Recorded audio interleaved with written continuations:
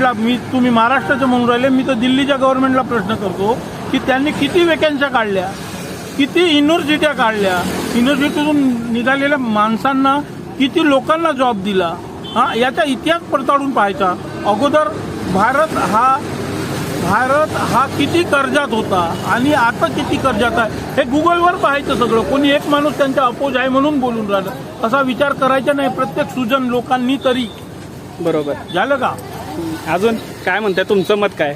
माझं कोणतं मत? आता येणाऱ्या विधानसभेमध्ये तुमचं मत काय? आता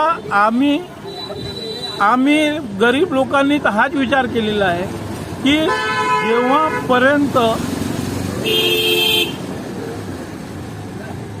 जेव्हापर्यंत हे लोक सुधरतील नाही तेव्हापर्यंत त्यांच्या मागं जायचं नाही, हे प्रखर मत आहे. आणि हे काही सुधरू शकत नाही.